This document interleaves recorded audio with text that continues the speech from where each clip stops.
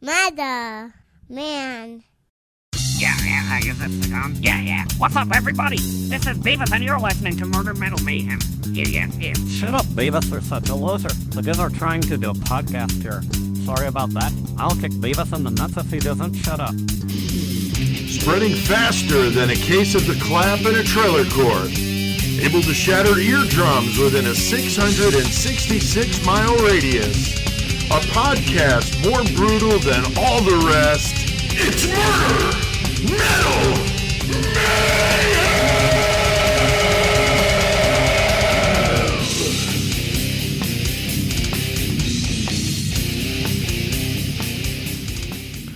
All right, man. Shane, totally killing it on that fucking intro. Wow.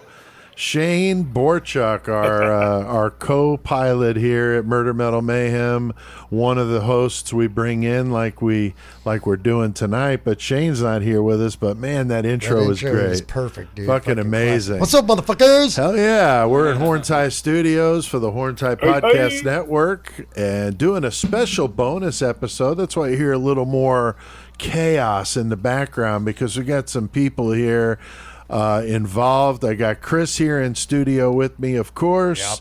Joey in the 419 in Toledo, and Tex back by popular demand in his own Longhorns High studios down in Texas. So how is everybody doing? Doing good, man. Doing good. Hate work, but really doing good. Good. Just chilling, man. How's the weather been like down there, Tex?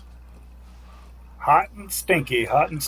Yeah, we had a spell of that, but it's been a little cooler this week. But yeah, it was really humid last week. But yeah, man. I know Texas can get brutal. That's for sure. All right, well, it was Joey. What about you, Joey? What? Your catalytic converter safe over there in the 419? Oh yeah. No, we're doing good over here. Fucking good.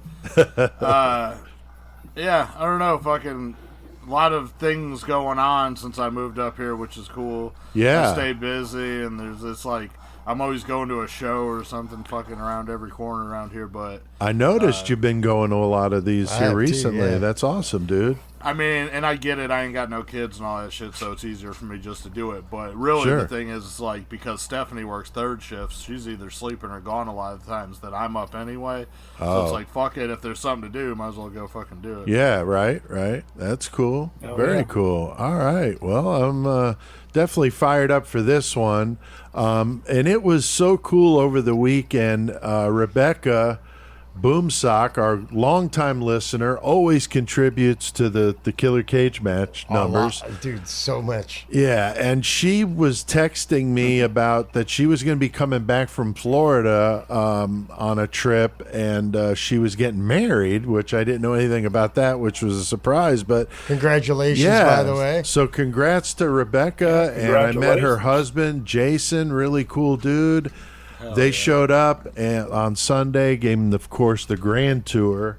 Rebecca was kind of awestruck, I think, because it's like, holy shit, like I've seen so many pictures of this, but it's like a trip being here, you know. So she was really looking around at all the little things, you know, the detail stuff here. So there's a lot to soak in.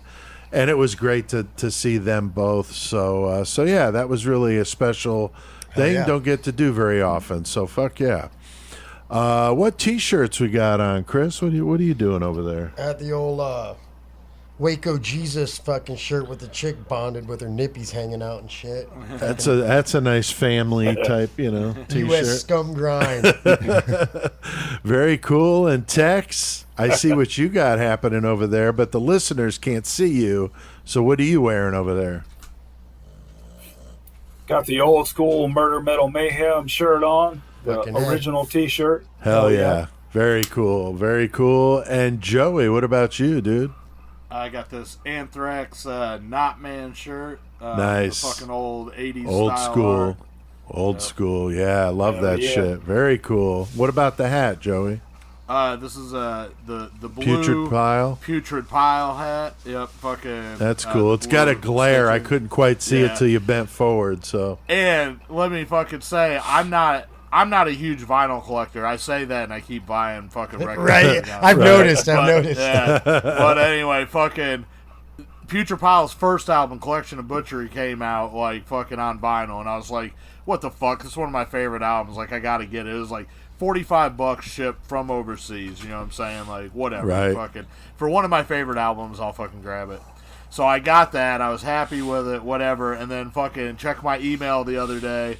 And, his second album, Pleasure and Suffering, is pre-orders up for vinyl for that. And I'm like, motherfucker. Right? So I fucking spent that money, too, and fucking had that come in. But, whenever it's one of your favorite bands, I mean, fucking all the mediums just to support, you know? Exactly. No, that's funny. And I could totally relate to that whole thing for sure. And I got my Schizophrenia shirt on. Love those guys.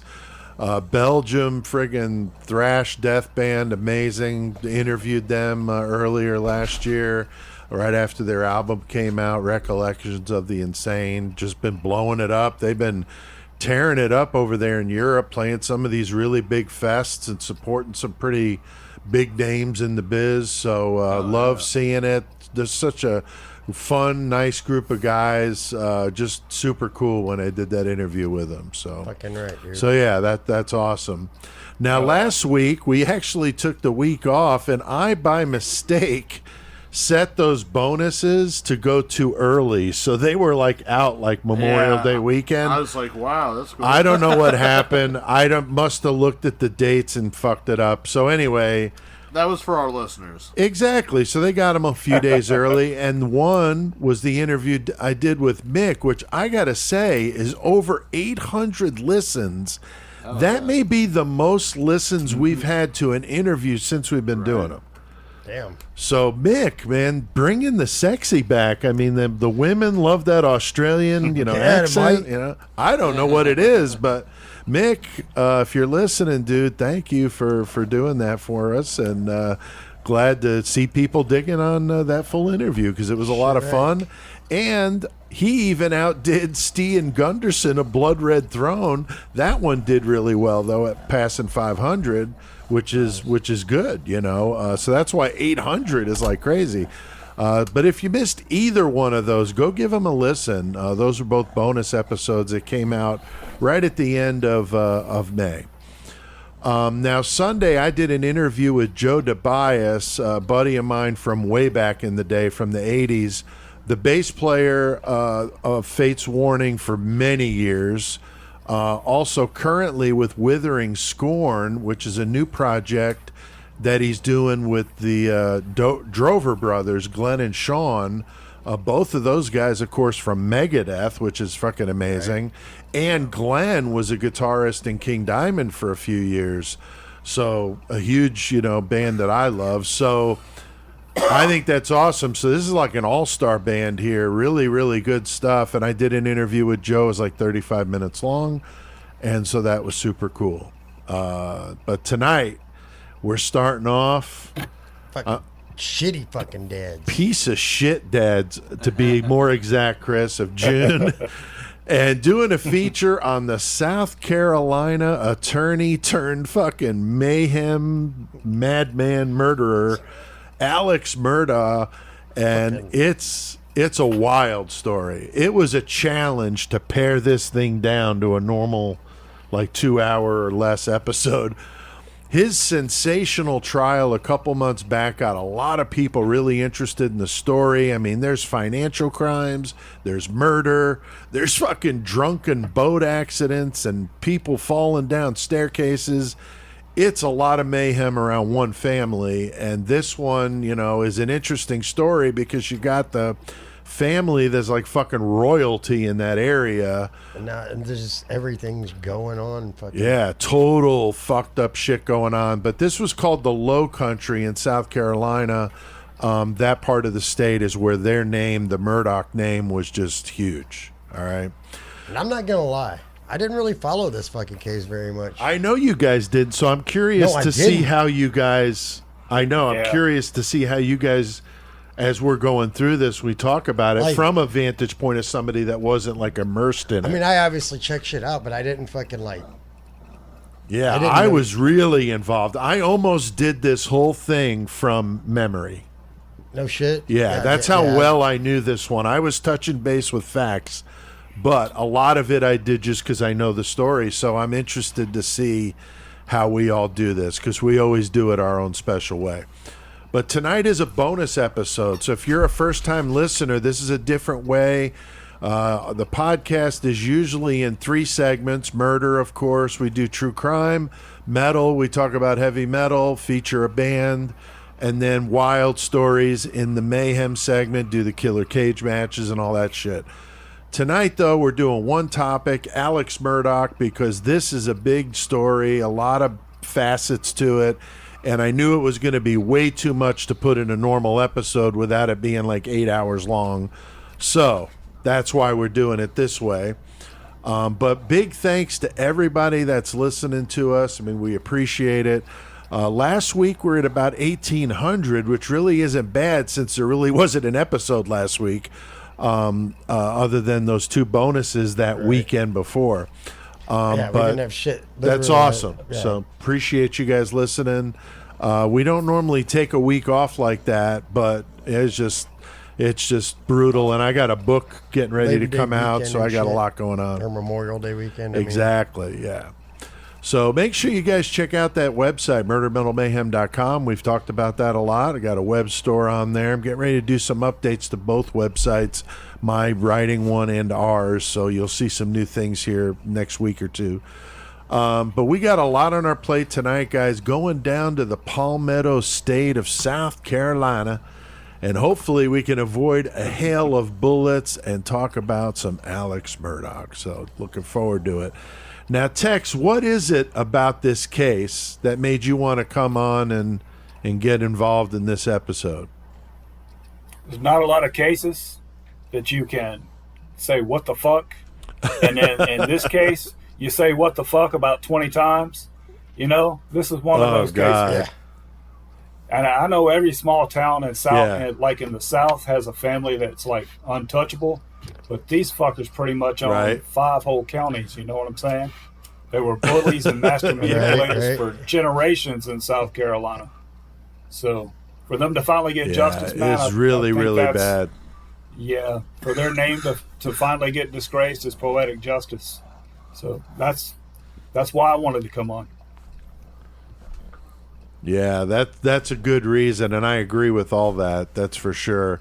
Now, Chris, we've done some of these family annihilators before. The one that always comes to mind, John List, and his name actually came up in the Murdaugh trial, which was interesting. What is it, though, that allows somebody to fucking cross that line and kill their fucking family, dude? I don't know. Fucking maybe a lot of times greed, fucking insurance shit.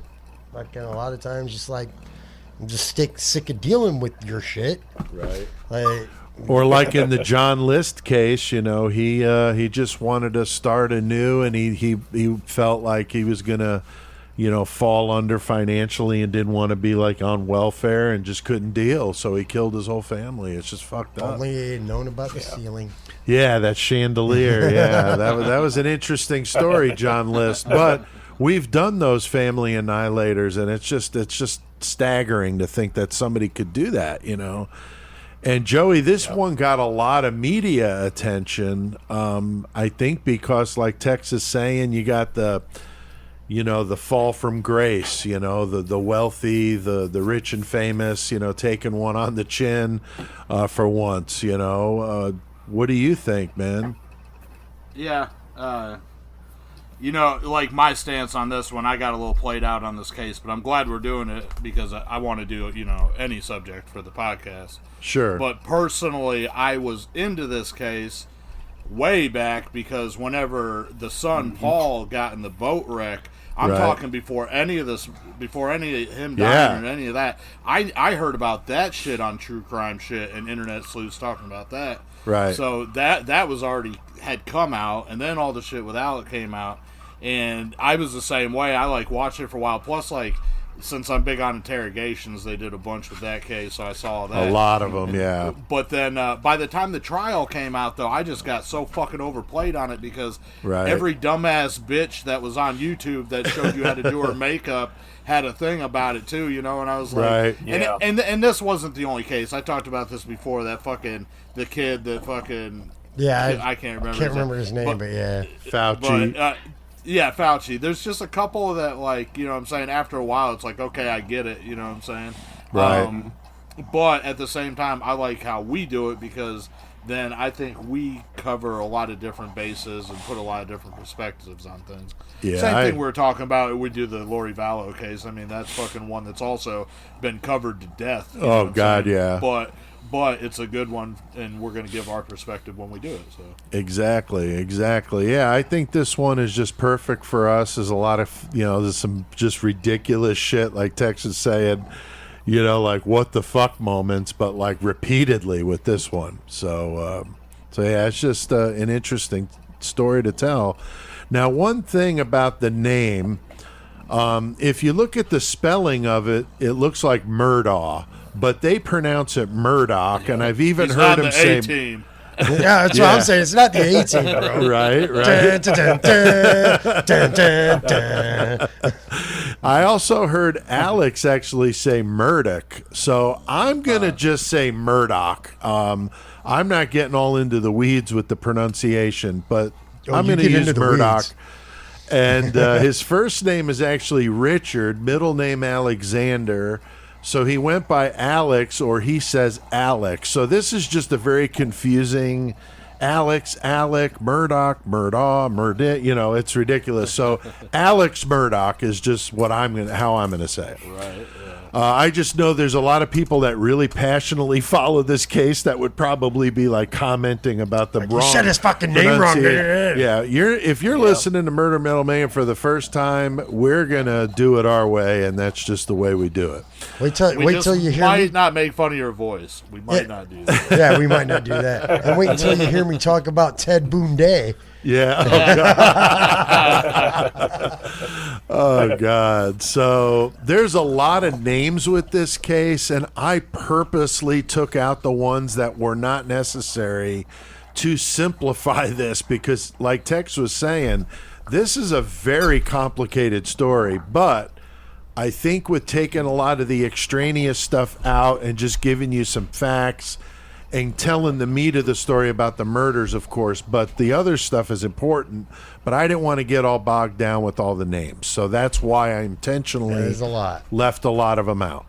But there's a lot of stuff out there. The docu-series, I'm going to get to those later, but keep in mind with the story centers around Alex, his wife Maggie, and their two kids, Buster and Paul. Buster was a nickname. His real name is Richard, like a junior. Richard. But Buster was his grandpa's name, and that's kind of a famous or well-known family name, so it's kind of an honor, I think, to call him that. But so that's what we're talking about. Not if you in the hood, you a Buster. So now, we're going to talk about this double murder on June 7th, 2021, which was 2 years ago tomorrow. So kind of crazy. Nuts. Yeah, he wanted a speedy trial on purpose because I think they thought they were going to catch the prosecution unprepared. So they wanted the speedy trial. So that's why, because normally these drag on for fucking years, and this only happened 2 years ago, which is kind of wild when you think about it. But there's other events, though, that led up to the murders, like I said, which we're going to get into.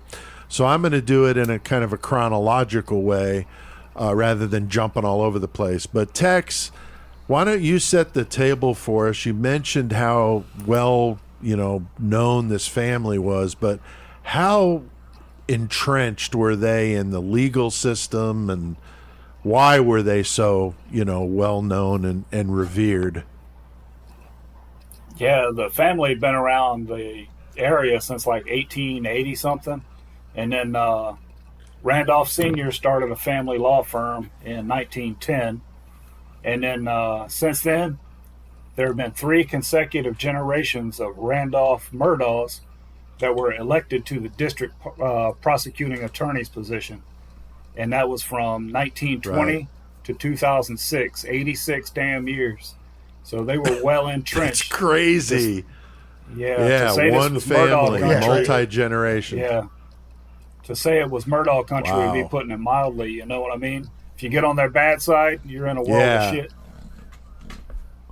Yeah, because that law firm, Tex, I mean, they had a shitload of attorneys. I mean, you see that building looks like a fucking high school.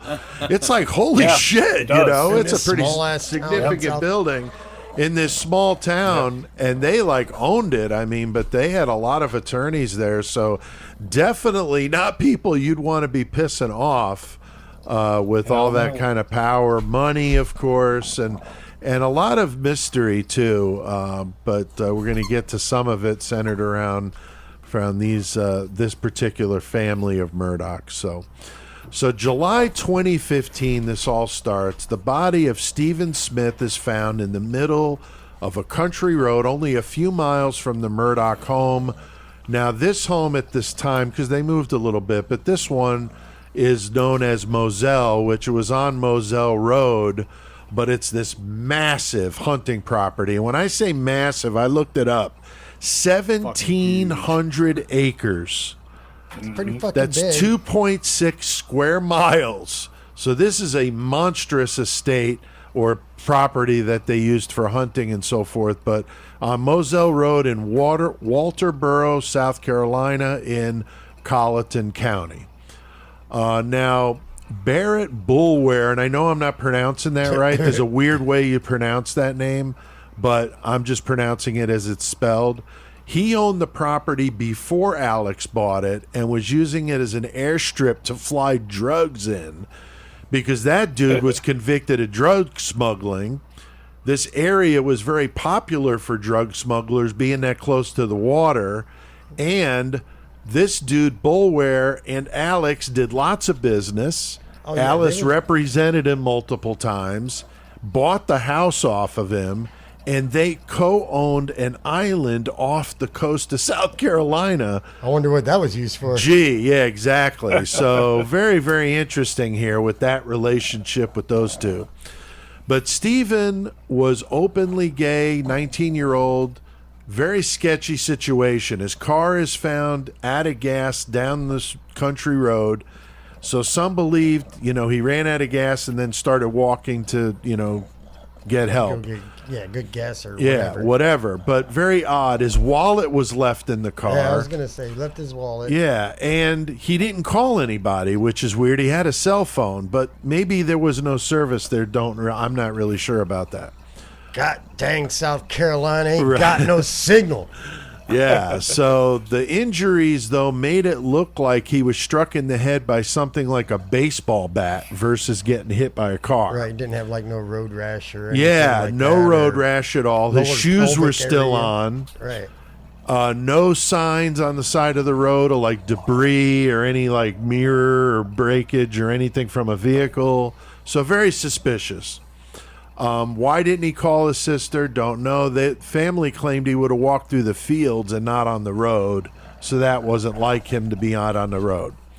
Buster Murdaugh, the oldest son of Alex and Maggie, old Buster, he's known to be associated with Stephen, and there's some inferences there, but don't really know. Supposedly Stephen was tutoring him, but we don't know. Again, they're making some inferences there.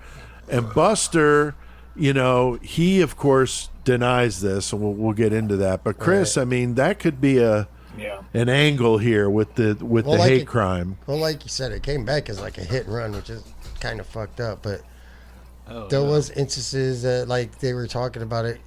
It was a hate crime. His mother was very, very adamant about it. No, this was not a hit and run. He got beat up because he's gay. And you're in South Carolina. You're not gonna.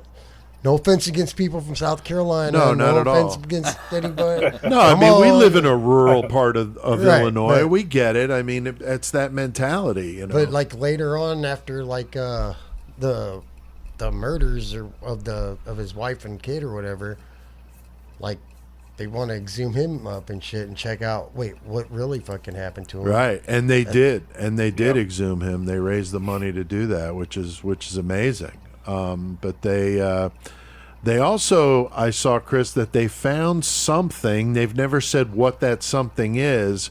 When they were investigating the murders of Maggie and Paul, that was related to Stephen Smith, which is what's caused them to reopen the investigation. Right. Don't know what that is, though. Is it something on a cell phone, I'm guessing?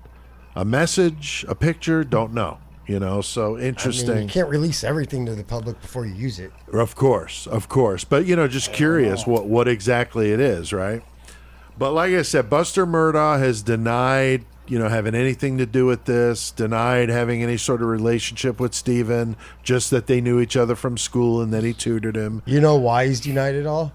Because he's not a buster. It's possible. He's not. He's a bottom. So there's lots of rumors, but that's all it really is. This is the first known instance, though, of some possible ties to Murdaugh's and a dead body. All right, so this was, the Stephen Smith case kind of started this, and there's going to be more.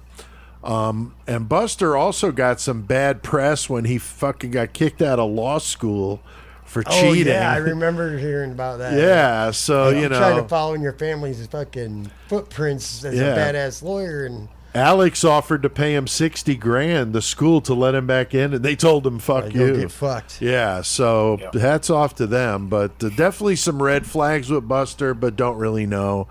Some major discrepancies between the county and state on this investigation into Stephen Smith, because like we were saying, some of the cops were saying it was a hit and run, but I think it was the state cops are like, I don't fucking think so. Right, looking at what are you looking at? Yeah, there's no evidence of a hit and run here. So, no skid marks, no debris, no, like Chris said, road rash on him. So, Another thing that's interesting about the Murdaughs is Randy Murdaugh, that's Alex's older brother and law partner. He approached Stephen's mother and said he would offer free services if needed, which is kind of suspicious, especially, could it be that maybe he's trying to cover up some shit to hide some evidence? Don't know. I had read somewhere he got Stephen's phone, but I am not 100% sure of that, because that is what I've been wondering. Why don't they have his phone? Because they could probably get some information off of that. Like if you try to call it. Yeah, who is he going to see or whatever? Because he claimed that he was seeing a rich older man. So some people have been speculating, was that Randy Murdaugh?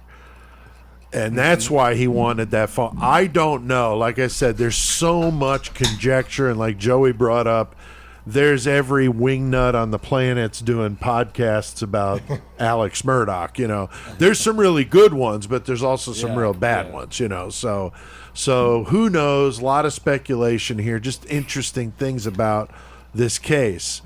But the mom has gotten attorneys, 2 new attorneys, a GoFundMe that paid for the exhumation and to represent her in this whole situation. So we'll see, because that is a whole part of this that we're not even getting into detail. That's just the basics. But Joey, what's the next dead body that shows up here on the door, literally on the doorstep of the Murdaughs? Literally.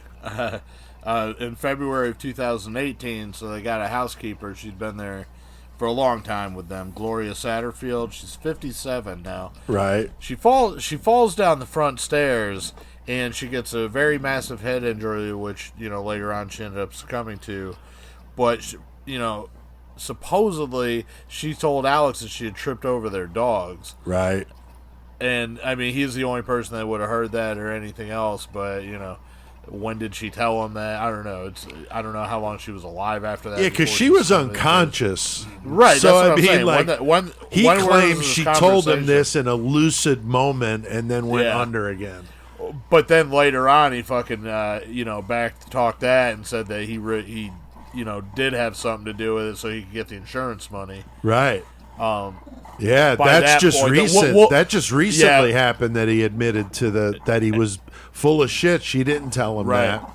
And you got to listen to the whole thing and then put that in perspective, because he never stopped this whole time with all kinds of crazy shit, and this was just part of it, you know. Right. And like Pete said, this just came out. Like any of the shit that we talk about here, there's probably going to be more shit. Oh, you know, sure. not too, so we could do a brutal rewind, I'm sure. But Oh yeah, yeah. I mean, it's I don't amazing. know, but that's a second body that's linked, and this one's right there, like you said, on their doorstep. Like that happened. You had this dead body is on your property and definitely linked to you. However, of course, nobody's getting any charges. It's fucking ruled accidental. But Yeah, because at that I time. think with the dogs, I'm not an attorney, of course. I just play one on a podcast, but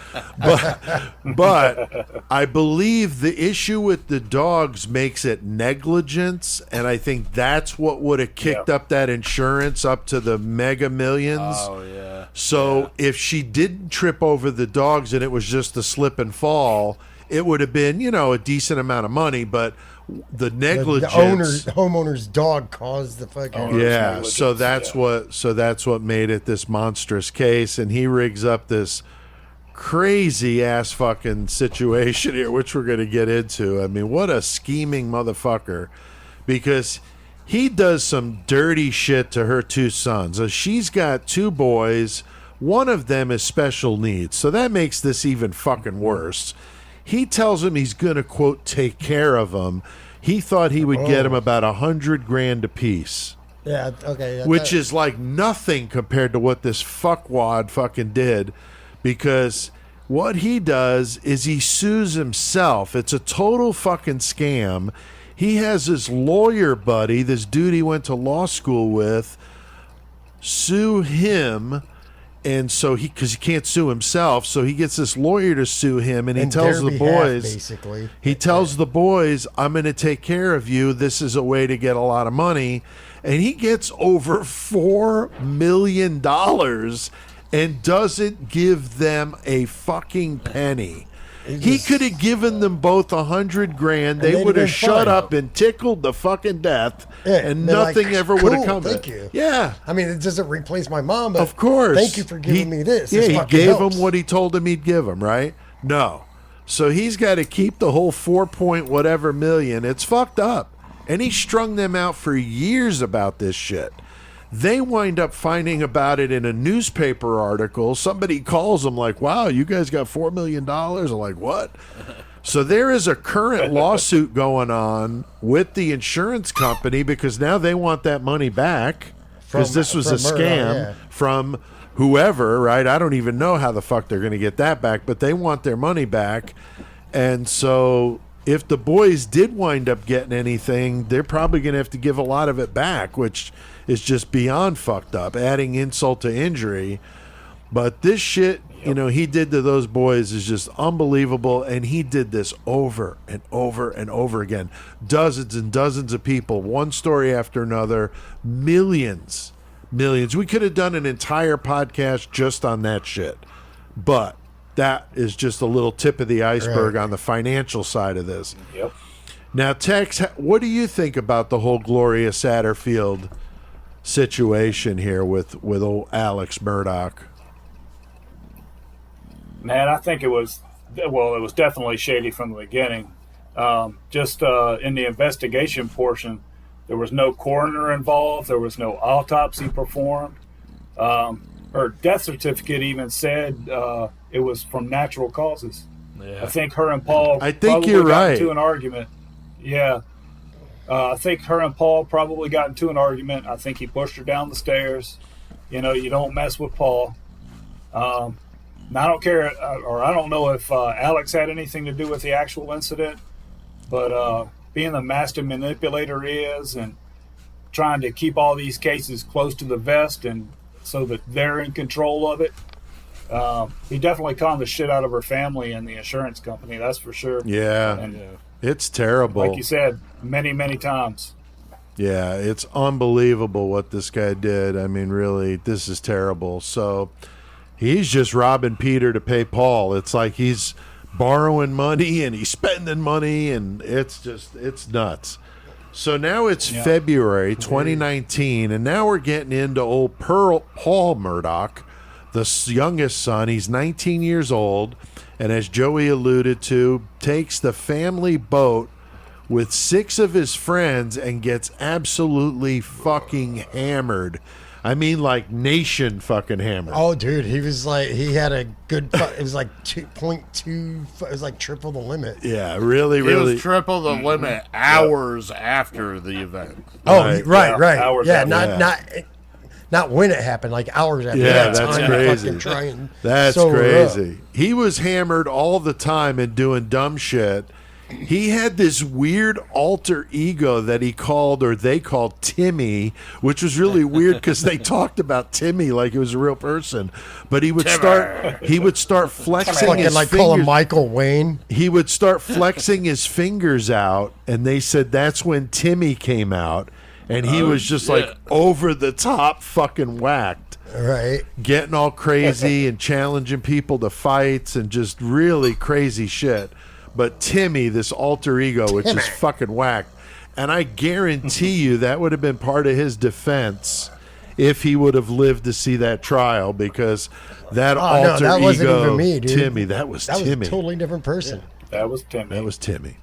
So the whole reason they took the boat was to avoid the road checkpoints, because they were going out partying and they were going to hit some bars along the way. So yeah, so these kids were out to, party, and hey, Beach that's bars, all good. baby.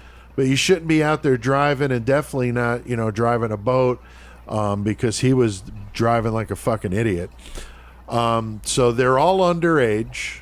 Paul's older brother, Buster, he gets his ID and uses that. Now, meanwhile, he's a lot smaller than Buster. Yeah, I was gonna say they don't even really kind of look a lot. They do I mean, a little bit, but you could definitely tell the difference. So this clerk got in a bunch of trouble. I know at the convenience store where he bought the liquor, beer, you know and that stuff. ain't that ain't who that was. Right.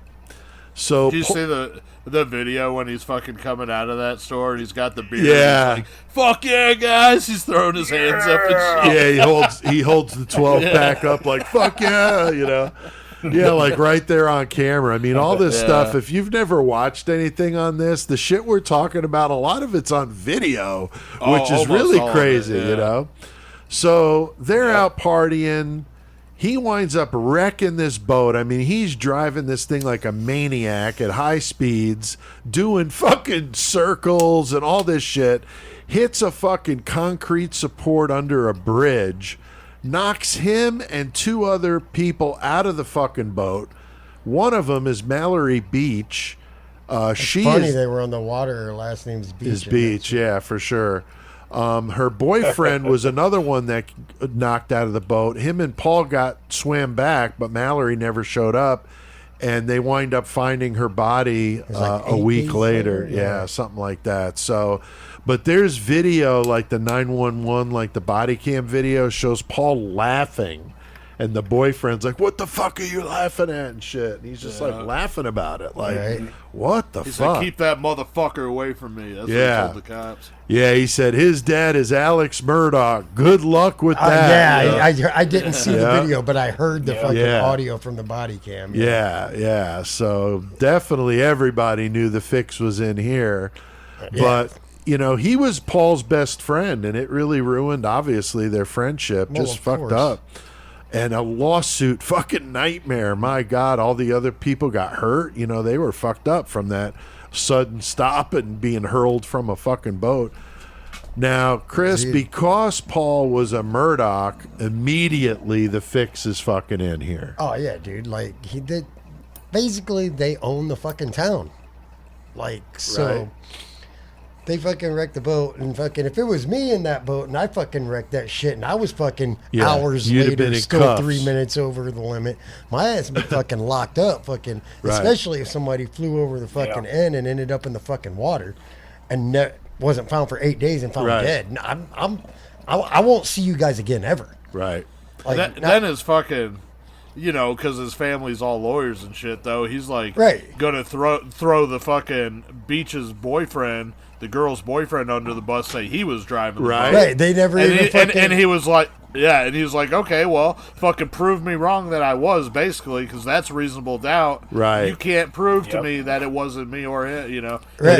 It's so fucking shiesty. Yeah, Well, it fucking- actually was not the boyfriend. It was the other male that was on the boat. Yeah. It was that little blonde Justin kid, Bieber yeah. dude. That's right.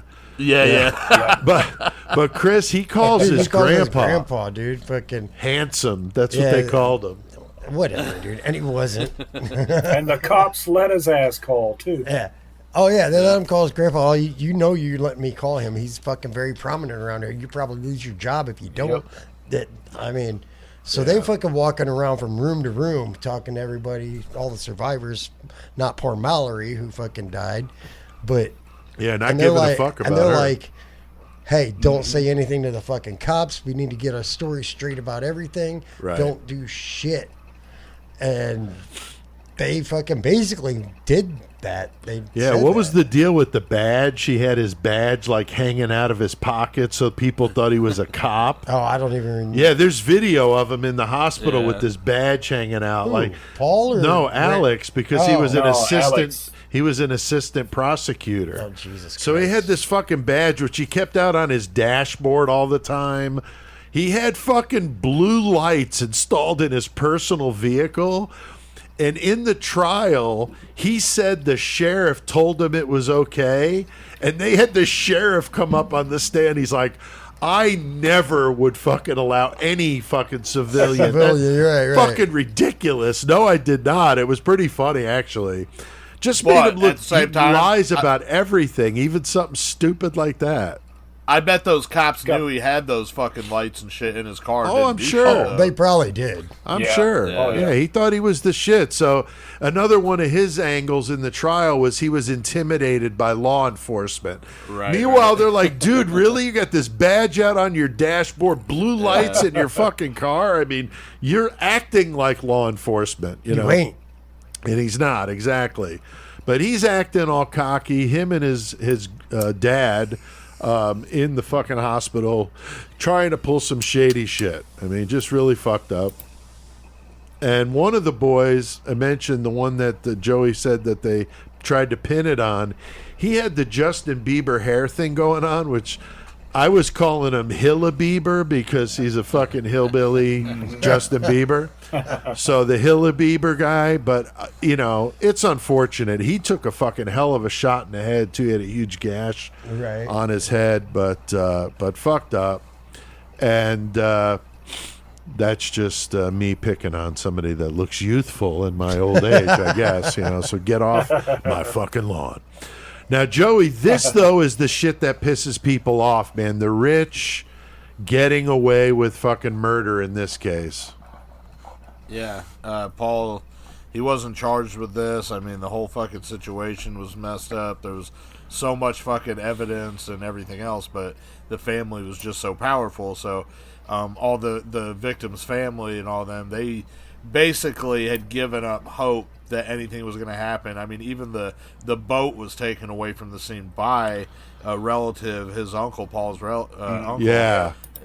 And I mean, it wasn't even taken by, you know, like Coast Guard or police or somebody Right. that you could bring Evidence, it to fucking you know? evidence, right? Exactly. Yeah, they just So hauled that it out never of there the happened. next morning, and nobody said anything, you know?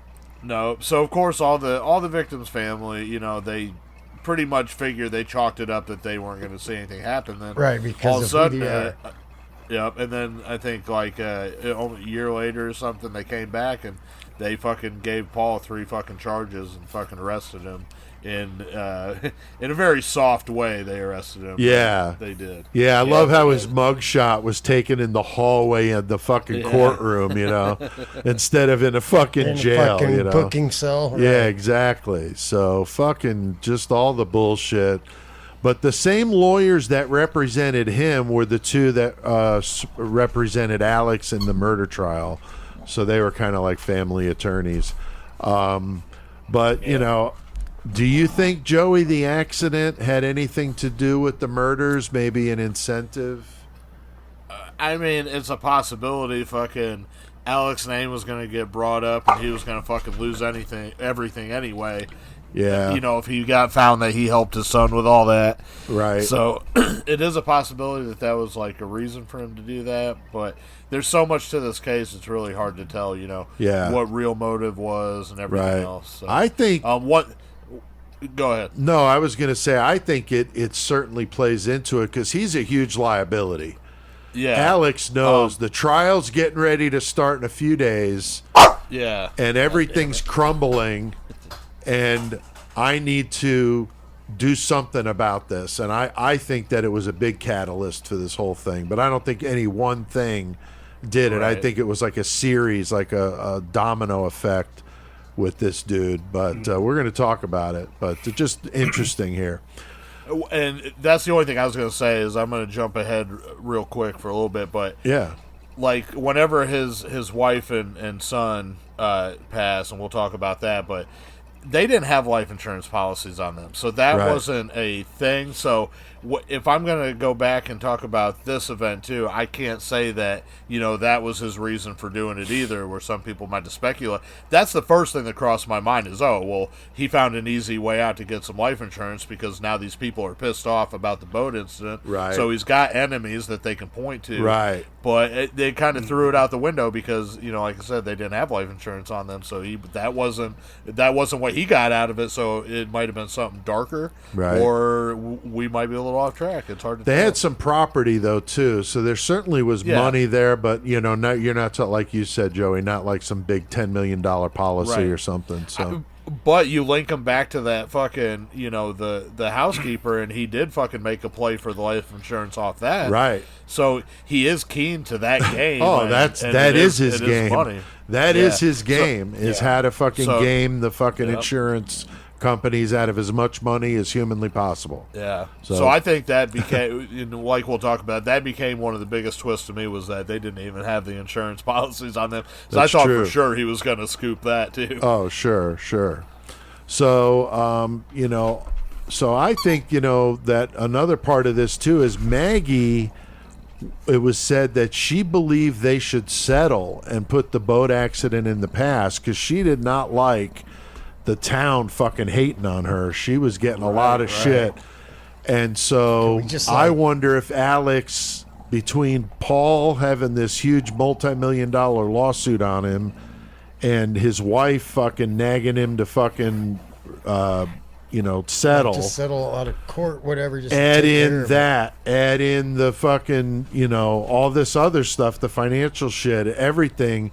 I think there's just a moment that he just fucking snapped and decided that this was his plan and this is what he was going to do. So, because this was definitely thought out. This was not, you know, a rash decision one night. He planned this out, okay? I just mean that what made him snap to then start to plan it out. So, you know, this could have been part of the motive for sure. But Tex, what do you think about the Mallory Beach death and how this all went down? And what's going on currently with the civil trial? Because isn't there a civil trial with this part of the case with Mallory? Yeah, I think, you know, at the hospital and stuff that, and really all throughout the whole thing, Alex Murdaugh and Randolph at the hospital and stuff, all they were doing is trying to put out fires and take control of the situation. They didn't really give a shit about Mallory, her family, anything. The boyfriend, and then what'd you call him? Hilla Bieber, yeah. Yeah, they said that, yeah, I mean, they couldn't give a fuck about Mallory. They were just trying to put out fires and place blame on Hilla Bieber. Right. So, yeah, I mean, it was just a shit show from the beginning. And then as far as, like, the law enforcement, I mean, they blatantly and publicly showed bias for the Murdaughs. Oh, yeah. You know? Yep. And then as far as, like, the civil lawsuit, to be honest, the only two left alive with liability would be Alex, who owned the boat, and Buster, who Paul used his ID to buy alcohol. Right. So, you know, I don't know if Buster settled. Get any type of... Buster settled and Maggie settled because she was involved with it too. Okay. I don't know if they ever disclosed what they settled for, but the Buster's out of the boat, he paid off okay. whoever he had to pay off, and so he's out of it. I know. I saw that he put all his the remainder of his assets in his girlfriend's name because now he lives with his girlfriend somewhere else. Right. So yeah, she's a lawyer. Yeah, I think she's a lawyer. Yeah. So. Yeah, I mean, that's, interesting. I mean, what a fucked up family to be in. If he is truly innocent of everything, what a fucking raw deal, right? To be lumped in with that bullshit. Right. But if he's involved, and there's certainly some questions there, we'll see. But when they do this investigation, I hope they get to the bottom of it. So now this sets the table for the murders of Maggie and Paul Murdaugh. So at this time, today, Alex is 55 years old. So he's a year younger than me. He fucking married old ass motherfucker. He married Maggie, who was about his same age, right out of college. He became a lawyer, just like the rest of the family, as we said. She also comes from money. She, I don't believe, worked, but stayed home with the kids, which I know that, some work, obviously. But she was paying, like, housekeepers and help. So that, to me, is a little bit different. Yeah. He gets hired on with the big law firm, like I said, with his brother, the family business. Yeah, the grandfather started it. Just unbelievable. Great-grandfather, I think. So everyone in the Low Country knows of the Murdaughs. So when this happened, this is huge fucking news. And we talked about, his brother Randy. He also had a younger brother, John Marvin, who owned a business. I don't remember what he sold, like tractors or something like that. And he also had a sister as well. But Alex and Paul, the youngest son, were living mostly at Moselle. Paul loved it out there. He was a big outdoorsman, liked hunting hogs, which was the big thing, right, with that blackout, that AR-15 blackout rifle. And Maggie was staying at the beach house. So there's a little question of why was she not at the house with her husband? And in South Carolina, you have to live apart for at least a year before you can file for divorce.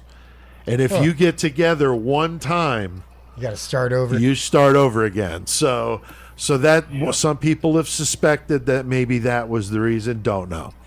Buster, of course, is already living on his own. Like we said, at that time it was fiance. I think they're married now.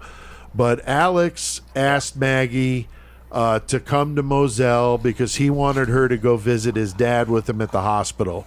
She did not want to go there. But her friend said she talked to her about it, and she said, yeah, I'm just going to go. And so she went, and Paul was asked to be there as well. So he arranges to have them there at this remote place.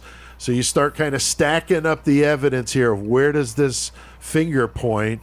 And Chris, here we go, man. June 7th, 2021. The shit starts out with a fucking 911 call. Fucking call's kind of fucked. Like, because I heard the call. I listened to the call, but like... Right. So 911 gets called. It's around 9 or between 9:30 and 10. Oh, was it? Okay, yep. I didn't know the exact time, but he calls 911. Alex, whatever the fuck. He calls 911, and you hear the call, and he's like, everybody, my son and my wife, they're fucking shot. Like, yeah, I mean, he's freaking out, but who wouldn't be, right? Right. But I mean. But he's given a lot of detail. He's talking about the boat wreck and shit. Yeah, he's talking about weird shit, and he's just like, he gives them the address. I can't remember what the address is, like 4147 Moselle, right? Yeah, but then like they're talking to him, and he's fucking a cocky prick even then, dude, because they're like, "Is this a house or a mobile home?" And he's like, "It's a home." Like, he's like, "How would you berate me thinking it's a mobile home?" Like, for how real. How dare you? Yeah. But he gets in there, and then he's like, "Oh wait, I got up closer. Yeah, it's really bad." Fucking yeah. So yeah, there's a lot of question of did he touch the bodies? Did he not? Right, and they were out by the damn dog kennels. Yeah, and fucking. And this place was so monstrous. These kennels are like hundreds of yards from the house. So this is not like a normal, household that would be in the backyard. Chain link fence right there. Yeah, this is like a mile away. Okay. So yeah, but like literally, Paul got blasted off with a shotgun, and then fucking Maggie, she got shot off with a rifle, like Yeah, a high the powered AR-15. rifle, AR-15, yeah. So that's not gonna make good. She got shot a lot of times too, like 5. Yeah, 5 or 6, and Paul got hit twice with the shotgun, and his brains literally came out of his head and were found next to the body on the pavement. That's fun. Pretty fucked up. So very, very brutal. And this is the case that got me interested in the body language stuff, as I've been mentioning. The guys on the channel I like is called The Behavior Panel. It's amazing. They do a lot of serial killer stuff. They've done Bundy. They've done Ramirez, Gacy. Very fascinating. But they're on YouTube, and they really got into these police interrogations with Alex, which were very fascinating. There's the one in the car at the murder at the scene, like when they showed up. Then there's one where he goes into the police station. That's when he asks him if he killed his wife. So some of those are pretty interesting. So if you're interested in that kind of stuff, it's fascinating because it's obvious he's lying. They show all the signs of deception and break it down, and it's pretty cool. But like Chris, you were saying with the detail in the 911 call, that's like a telltale sign. Very much so, dude. That you're trying to set up an alibi, your alibi or your story. You're kind of trying to set it up instead of dealing with the emergency, right? Which is, my wife has fallen, whatever, and help her, help somebody get over here, Was it? Yeah, it was at the video store, I was at the grocery store today. Like that Sarah, whatever it is, that put her fucking old man in the suitcase. Yeah. God damn. Yeah, that's a Sarah fuck. Boone. Yeah, Yeah, we're definitely doing that case. That's for sure. I want to see how that one ends up with the trial. But yeah, that's a good one. So Joey, the police are out there at Moselle, and shit just doesn't seem to add up. I mean, what do they think about old Alex, the distraught husband out there? Well, I mean, they don't really treat him like the suspect that he really is. I mean, they do suspect him because he is the spouse, so of course that's always the case, but they don't even fucking really like lock down the fucking property. Yeah, there were so many fucking people out there driving around. Jesus. Yeah, and he's got his housekeeper just fucking cleaning up, what she does very well and getting rid of all kinds of evidence. Like, probably it was so fucking, it was so weird. Like, I don't know. And you talk about fucking whenever he was talking about this shit, they were fucking interrogating him or whatever. The trial or whatever. Yeah, like you said, Pete. I mean, he just had too many fucking specific details, and nobody talks like that whenever they're like in the moment and being truthful. It's whenever you've got shit already fucking playing down your head. And this guy, the Murdaugh family set up their law firm like in the 1920s. So this family knows law. They've lived law. That's their whole fucking life. So he knows which angles he's gonna go about this and his defense before it ever fucking happens. He had every move of this made out. He was really smart, but he just missed a couple of big things, which we're gonna get to. But man, he had this thing very, very well calculated and planned out. And we're going to talk about the timeline here as we go through this thing. But I think they should have chased everybody off the property and sent them over to the parents' house, because that's a family place. Everybody can hang out there, and then they could have locked that whole fucking place down. They could have got tire tracks. I mean, we all know they got the right person, but I'm just saying at that moment they really didn't know, what was going on. But you still need to. I don't care. You still need to lock the fucking crime scene down better than what the fuck it was, dude. Oh, yeah. Like, they're just letting them do their thing. Right. And then you're the fucking cops out there, and you're like, man, we're not going to fucking lock down this multi-acre I mean, I guess there's that area. Yeah, I don't know, man. The kennel to the house and all around that, too. Like, holy fuck, that's a crime scene. And you also know how defense attorneys are. I mean, they had a field day making SLED look really bad. I mean, speaking of that, Tex, SLED stands for what? That's the South Carolina Law Enforcement Division. Yeah, they talk about them a lot, but they took a lot of heat for that investigation. I mean, what do you think about what we've been talking about how they didn't really lock it down and all that bumbling, stumbling stuff. Exactly, just like y'all said, that's the first thing any law enforcement organization does is lock the area down, and anybody going in or out gets logged in. Anything coming in and out of there gets logged in. It's chain of custody, and just got to, dude, just got to. Yeah. And this was just crazy, man. They had fucking people all over the house, all over the area, the kennel area. I mean, just crazy.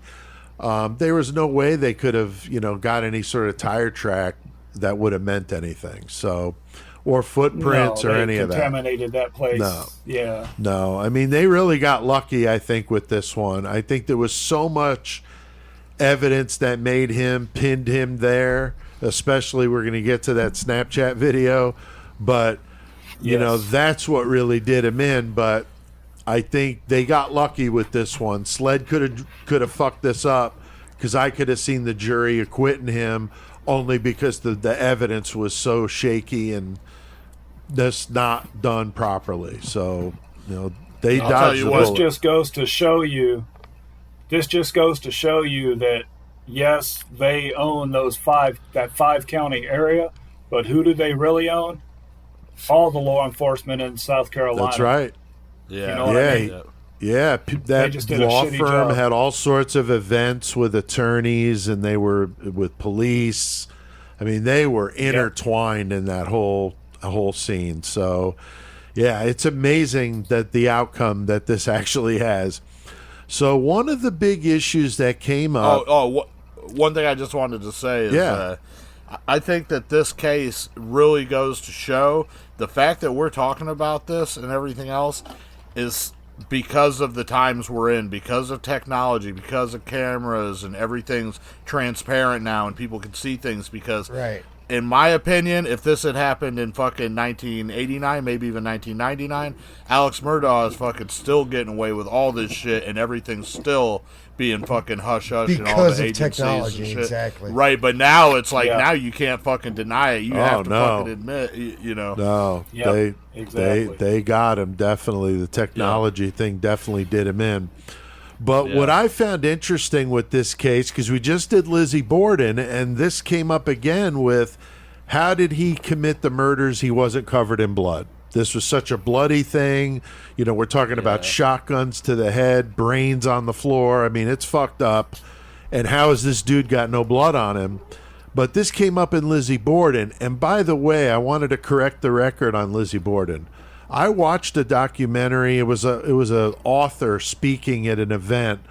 It was affiliated with the Lizzie Borden Historical Society, something like that. But they said that the house actually had water in the kitchen, and that there was a toilet. They didn't call it a toilet. It was the one with the cord. With the tank on top. Yeah. One of those in the basement. So... okay, so I know they were bitching about no plumbing and but he had a fucking toilet, and the sink in the fucking kitchen. Hello, washing yourself up. I mean, so I'm just saying. But in this case, he had a fucking water hose down there at the kennels, and I think that's how he fucking cleaned himself up, because there was a big thing about the hose wasn't rolled up the way the groundskeeper normally did. Oh. And it was real wet there when Sled got there, so there was a lot of question of why was it wet? Was it because of the dogs? They were down in the dog kennel earlier. Right, so they don't know, but that certainly could have been a way that, he could have cleaned up.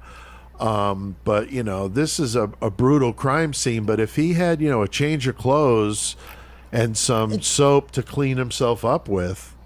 It's his fucking property, his house. He's out there in a fucking dog kennel. You get dog shit on you. Why wouldn't you go change anyway? Right. Fuck. You gotta wonder, this dude's fucking worked in law his whole life and shit too. And if he has this whole thing planned out, it seems like he does, you would think that he would have a better method that was less fucking sloppy.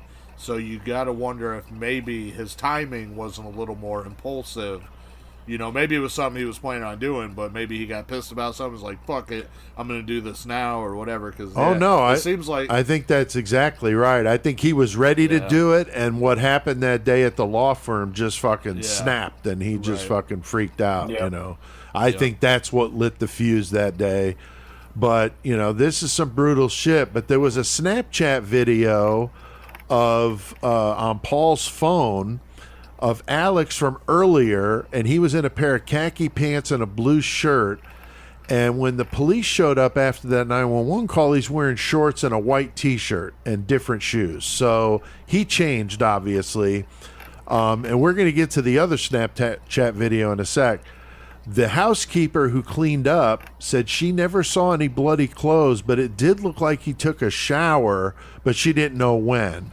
But I did see that he was one of these people that took multiple showers a day. What's wrong with taking a shower? I've had a long day. Maybe right, but I mean, just trying to see if maybe he cleaned up there at the house instead of down at the kennel. But I don't think he would have had time. She also said the shoes that he wore and that shirt were never found again. So why would they disappear? You know, if you just changed your clothes and put on some shorts, why would your clothes disappear? Maybe I just didn't like those clothes anymore. I just took them to fucking Goodwill. And he had too many pairs of khakis, she said, to discern whether that was the same one as the other 10. So he could have easily put that shit in a garbage bag. 1,700 acres, plenty of spots to bury something and make it go away. But Chris... the timeline's super important here because this window to kill them is very, very tight because the cops think it was like 10 till 9. Right, 9 o'clock. And said he fucking ate supper with fucking Maggie and fucking Paul and shit. Right. And then Buster was like, he's out doing his own thing. He's fucking big boy. I just let my brother use my ID to fucking take my boat out and kill somebody. Right. Like, dude. You take the boat out and killed somebody. Don't do that. Yeah. But, and then he said him and fucking Paul spent some time just out on the property, which I don't know what that means. That's kind of weird. Just riding around on four-wheelers and shit. And then they came home and they went to the kennels. Well, this whole kennel thing, he said he wasn't there for a while. Right. We'll talk about it. Yeah. But he says he crashed out on the couch. Yeah, he crashed out on the couch, but he fucking said he was previous was with his mother, who's very Alzheimer's, and had been seeing his dad, who was in the hospital, fucking dying of cancer, basically. Yeah, but I'm thinking that's an odd time to show up to the home of an Alzheimer's patient at 9 o'clock at night. Just kind of, odd. Hold on. Very It could be very good for them. At that time, they could be like, oh, yeah, I know you. Yeah. You never know. They could have a lucid moment. Yeah, I guess. Yeah, But 20 minutes away, his mom lived 20 minutes away. So this is the timeline here. You got 20 minutes there, a 15-minute visit, which is what the lady that was there, the aide, believes he was only there 15 minutes. 20 minutes back. That gives him 15 minutes after the murders to clean up, to make it there by 10 o'clock to call 911. So that's not a lot of time, but if you remember from the evidence, when they found the steps taken on her phone or his phone, they went from like barely any to like 100 and something steps in a minute. Oh yeah, the fucking heart rate, the fucking how many steps you take. Thing. Yeah, so if he was like frantically cleaning up, washing himself up, throwing these clothes away, whatever he was doing with the weapons and all of it, right? That could explain why all of a sudden he was taking all these steps. Just like going. Very ironic, that it happened right around 8:50 when they just murdered 2 fucking people. Right. So definitely, to me that's it's doable, but it's tight. I get it. He had this thing figured out to where he really thought he was going to be able to get one over, because he claimed he's at his mom's for like 45 minutes. Doesn't he say that, Joey? Yeah, it was something like that, but his timeline's definitely fucking way more extended than what it actually was. which gives him, a window or a padding to do the shit that he needs to do. Like we said, this was premeditated. He already had this thought out. So he's like, okay, where can I add a little bit of time in each of these spots to make it fill up so I'm covered in all areas? Yeah. And your mom's got Alzheimer's, and she's not going to know. Her. Right. Yeah, she's not going to know, right. But that nurse, she might remember that. That's right. And, 45 minutes, if they would have believed that, he would have been technically at his mom's house when it happened, right? Yeah. But we know that's not the case. The Fitbit or whatever it was, that was definitely a fucking kind of a telltale on him. Oh, it nailed his ass. It nailed his ass for sure on that point. Definitely suspicious, but huge red flags. But that nurse was very, very she really liked that family. And she was on the stand, very, very heartfelt. And she really did not want to do that. She didn't want to say anything that she knew was going to make Alex look bad, because she told him the shit about he promised to give her money for her wedding if she told the police that he was there for 45 minutes. Really? And he said something about because she had another job at the school, wasn't it? Text something about the school, and he said, I think I know the superintendent over there. I could probably get you, a promotion at your job, and all you got to do is just tell the police I was here for 45 minutes. And she swore to that on the stand. It was very convincing. He totally told me to say that. Yeah. Why would he do that, right? I mean, it just makes him look so fucking bad. So this is a huge circumstantial evidence case, but just because it's circumstantial evidence does not make it any less evidence, okay? It's just a different kind of evidence, right? So the prosecution then gets into the financial crimes and fucking just makes this dude look so fucking awful, like Ebenezer Scrooge times like 1,000. Sad fucking stories, one after the other. These horribly maimed and injured relatives of dead, car accident victims he represented, got millions and kept almost all of it. Awful shit, one after the other. His own business, like. Yeah, I mean, it was terrible what this guy did to people for a long time, like 10 years. And there was a big argument about whether or not the prosecution should bring up the financial crimes, because obviously the defense says it makes them look bad, but they wanted to use it as a motive to show why he snapped, because all the financial shit came down on that particular day.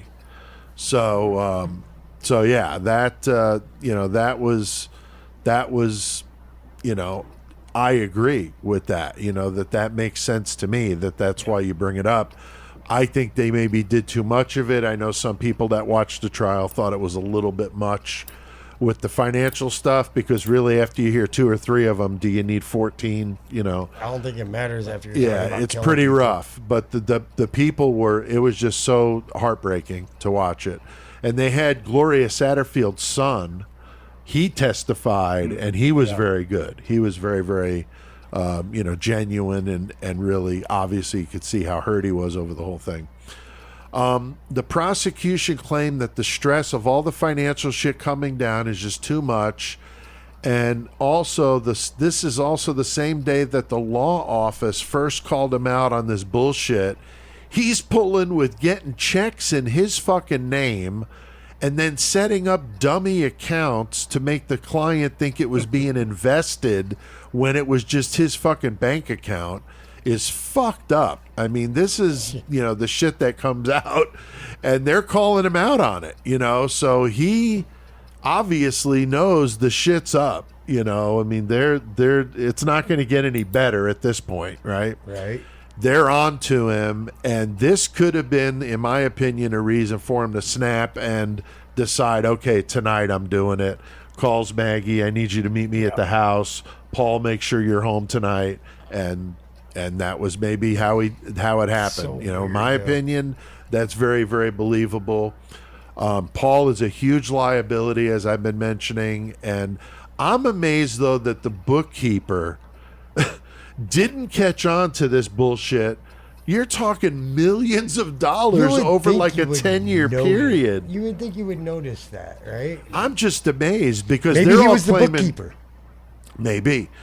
But I'm wondering how much the law firm is trying to not play that they were involved in any of this shit. So they're trying to be like, oh, we don't know what was going on. We had no idea he was doing any of that. Yeah, but do you really not have any idea when you're stealing millions of dollars from the company?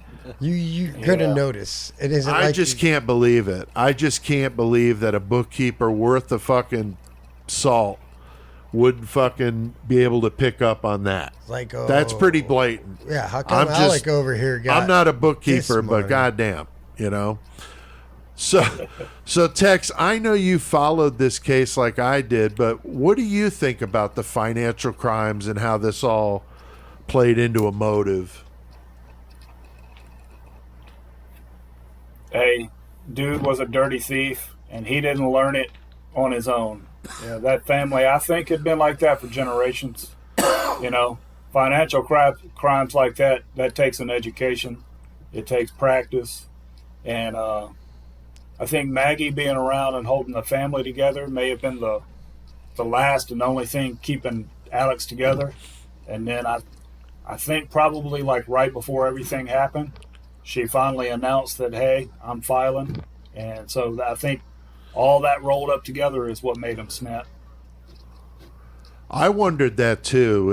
If she broke some news to him, like, hey, by the way, I've just seen a divorce attorney. I want a divorce. You know, because there was definitely that discussion going on as well with the hairdresser that claimed she had confided in her that she had seen a divorce attorney and was hiring a financial like PI to scour through the financial stuff because she didn't believe him in what he was telling. Yeah, she knew what was she up. knew. So I would definitely agree with you, Tex, that maybe that again, you just keep adding this shit, you know, to the pile, and this is just like a powder keg getting ready to blow.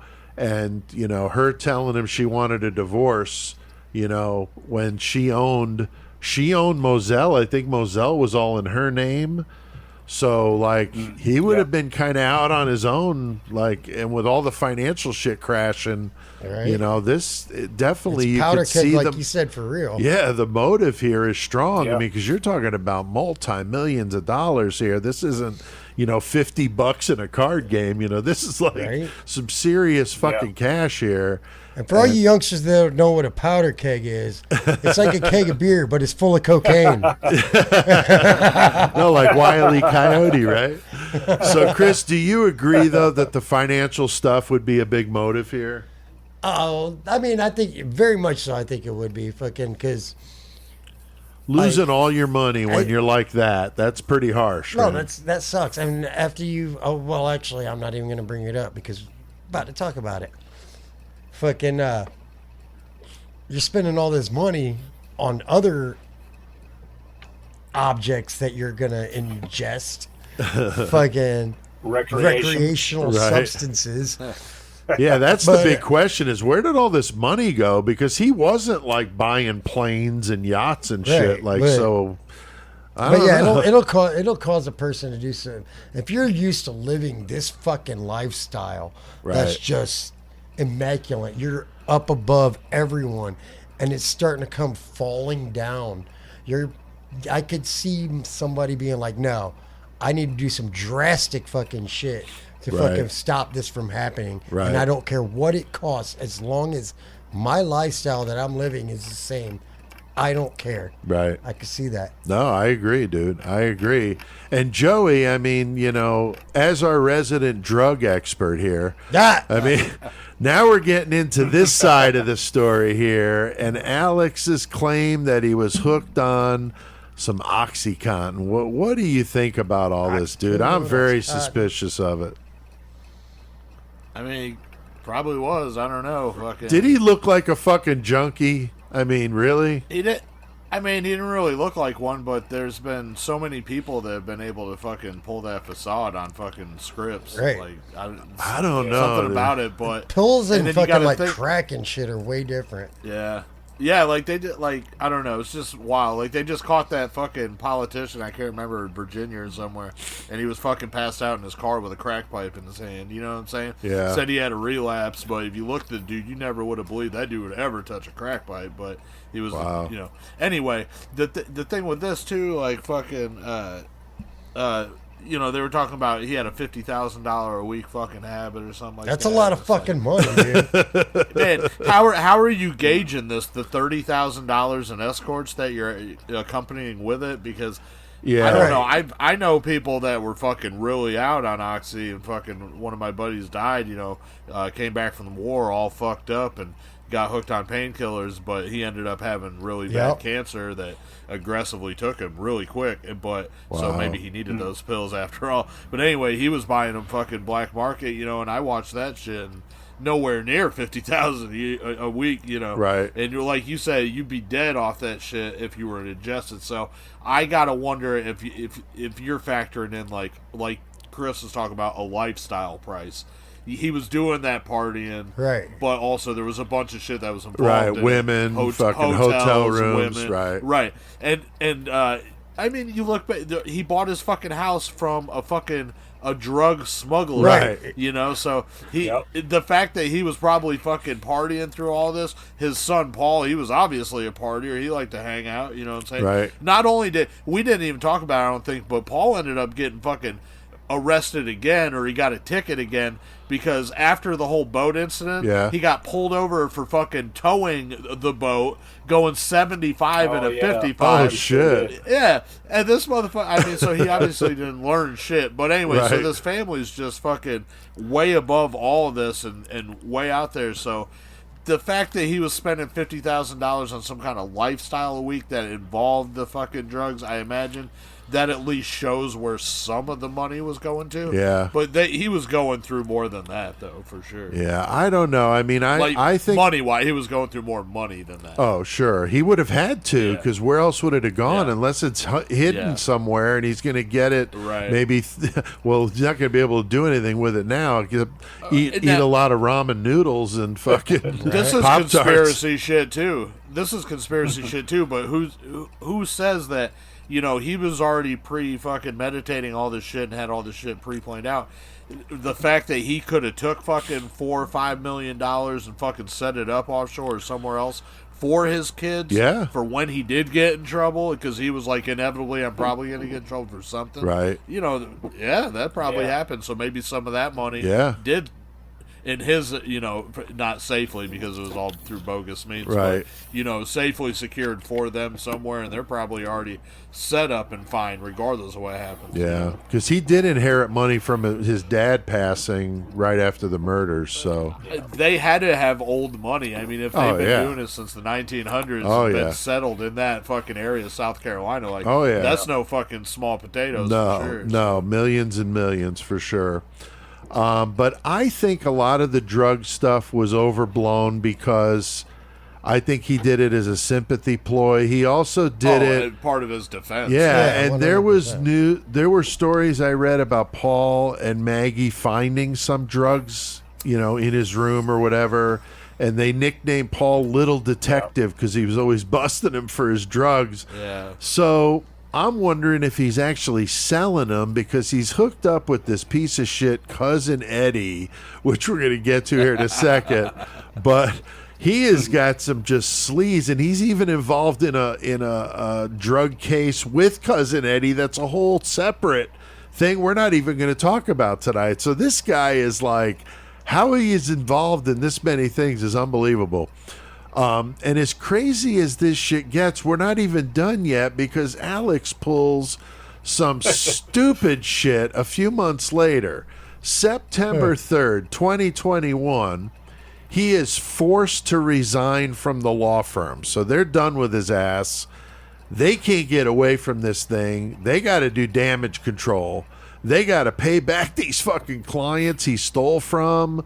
All these partners are having to dip into their savings to pool their money together to pay these people because obviously they owe him money. And so because they don't want to get caught up for the people they ripped off too. Hell so no. Hell no. They're running away from this thing. They even changed the name of the law firm and everything. Yeah, hell yeah. The president of the bank where he did most of his banking gets busted. His trial is coming up as well. This guy was loaning Alex like insane hundreds of thousands of dollars with no collateral, just giving it to him. He's not even paying it back. He was in the hole on his bank account, his checking account, $300,000. I mean, how the fuck do you keep writing checks and you're that much in the hole? I mean, this guy literally didn't give a fuck. And he's giving Alex money that's supposed to be held for those clients that he's supposed to be watching the money for, and he's stealing from them that way. I mean, this guy's just so shitty on so many levels. But Tex, I mean, what happens on the side of the road with old Cousin Eddie, that sleazy son of a bitch? Hey, Clark. Yeah, man.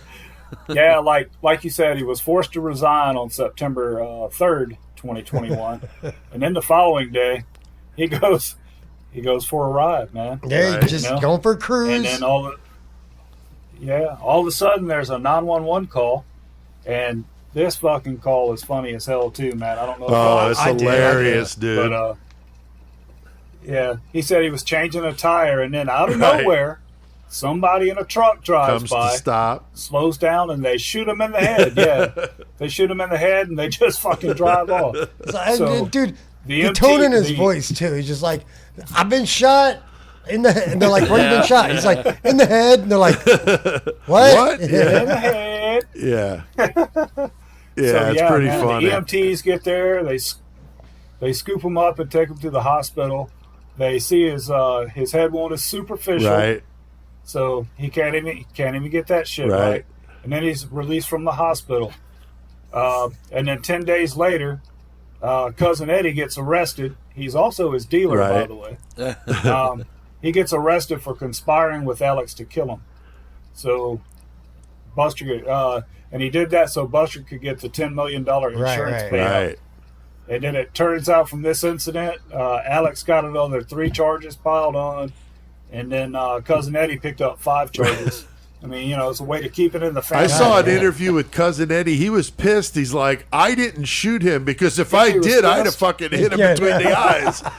Like, wow. Like, you really just said that? He just didn't give a fuck, man. Didn't give a fuck. It's pretty funny, man. These people just, like, not caring. He's some distant kin to Alex. I'm not sure exactly how, but definitely a sleazy motherfucker. So this whole thing comes out, and in the trial, I mean, they're bringing this shit up. It's looking so fucking bad. There was actually some drama about whether they were going to call Cousin Eddie to the stand, but they never did. But, you got all of this stuff, the financial shit. I mean, this guy's just such a piece of shit. The jury just fucking hated this dude. The painkiller addiction brought up, he then has to go to rehab. So again, I think more of in my opinion, a sympathy plea here. To me, he does not look like a drug addict, but I get what you guys are saying, Joey, especially about, hey, you could hide it and look pretty normal, but man, if he's fucking partying $50,000 worth a week, he would look pretty fucking rough. I mean, I don't give a fuck, even if he's just drinking beer. You're not going to make it a week. Right. At $50,000. I just know what they were. I just know what they were saying. Like George Young was going through a week. How much money when he was at the peak of the cocaine game? Yeah, that's what I'm saying. They were going through fucking more money than that estimated. Right. But what's that attributed to? Obviously, not the product that's going into your own system. Yeah, it's everything. Like you said earlier, everything you're doing because of the product. Yeah. Right. Yeah, definitely crazy. But Chris, during the trial, the OnStar data in Alex's vehicle fucking between the OnStar really fucks him up. In his fucking ride and the fucking the information off of his cell phone and Maggie's cell phone. Right. Fucking, which they had found along the fucking road by their house was on and shit, because obviously you're gonna look for it. But Alex's fucking OnStar basically said that okay, hold on. The phone, his phone, like we talked about earlier, fucking all the steps, everything he's doing, his movements and everything, and like they thought they threw it out the window or whatever, and it looks like he did. And his OnStar was stopped at the house long enough that it looks like, oh wait, he was there at that time. He had enough time to toss it out the window. Plenty of time to fucking toss it and whatever. Right. And fucking hide out the fucking weapons in the house somewhere. So yeah, the OnStar thing is amazing because they could tell like how fast you were going when you hit the brakes. I mean, fucking it sucks everything. If you're a criminal, but if you need help, it's awesome. Yeah, it is. It's pretty amazing, though. I didn't realize to the degree. I mean, when they busted that out, I'm like, holy shit, how does anybody get away with anything with all this stuff? Because the iPhone, has the steps and all that, like we've been talking about. But they also showed he was driving like 80-something miles an hour going to his mom's. And they were saying, cops were saying, like, I wouldn't drive 50 on that road at dark. Yeah. And this guy's going 80? Like, that's crazy. Gotta get there quick. So he's trying to shave time off of that, give him that extra time to, to get the hell out of there. So definitely suspicious. But the OnStar data also showed him pause on his mom and dad's driveway. And some people wonder, is that when he ditched the clothes and the weapons and stuff? But don't know. Yeah. But during the trial, there's lots of discussion about the hose I mentioned down there at the kennels and the water on the concrete. Testimony from the mother's aide that she saw Alex with a blue tarp or raincoat a day or two after the murders, and some suspect that that's what he used to conceal the weapons when he was there getting rid of them. And later, that blue raincoat is found in the upstairs closet at his parents' house. No weapons in it, but a lot of gunshot residue. So that definitely, So very, very interesting. Also, the spent AR-15 casings at Maggie's murder scene were corroborated or proven to be the same as other shells found on other parts of the property where Paul shot that weapon.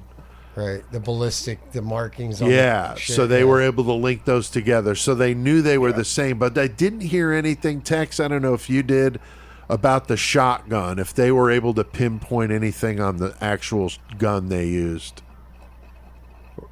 No, I didn't see anything about that. And really, shotguns, unless you're using a slug round, there's no real way to tell, ballistically blow apart. If it came out of that gun anyway. Yeah. There was some interesting, you get the two different experts on each side. It was interesting to hear how each tried to play the evidence, and you could kind of see through some of that, I think, and that's why, juries are able to, say, I don't know if I believe that guy so much as I believe that other guy. But Joey, if you believe what the defense says, the murders were done by somebody outside of the family. And we know that Alex kept bringing up the boat accident whenever the cops were talking to him. But, what do you think? I mean, was he trying to play that maybe he used two weapons to make it look like there were more than one person there doing that? I don't even know what the advantage would be for that to make it look like it. You know what I'm saying? If your defense is that it's somebody else, that's it right there. It's somebody else regardless. So I was really confused by why the two weapons were used in the first place. And, I think it was to throw them off to make it look like there were two, because that's what the defense kept saying. They had witnesses up there saying that it looked like it was two shooters, one with the shotgun. And it could have been. It could have been, but if you go by the theory that he did this in a fit of rage at the moment, then it makes a little less sense to me, because you got a weapon in your hand, you're just gonna fucking kill. Right, you're gonna use what you got. But like we said, if he had this already all thought out, he already knew that he wanted to use 2 guns for the instance. Right. How did he know already? Exactly where they would be at that time, or did he bring them with him? Right, or did he bring? So there's a lot of questions, but I don't know. Fucking in the end, it was all used against him and fucking used for a guilty plea. So obviously, it was fucking evidence enough. Yeah, I think the outside shooter is just very, very. It doesn't make a whole lot of sense.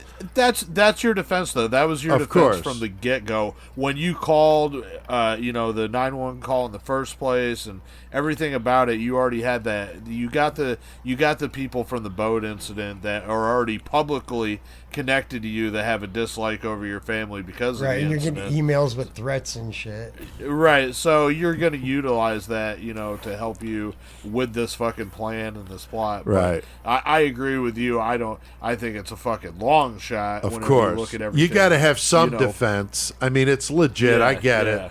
But I mean, seriously, you've been with them all night. You leave to go to your mom's for 20 minutes, and that's when this happens. It's just very, very suspicious.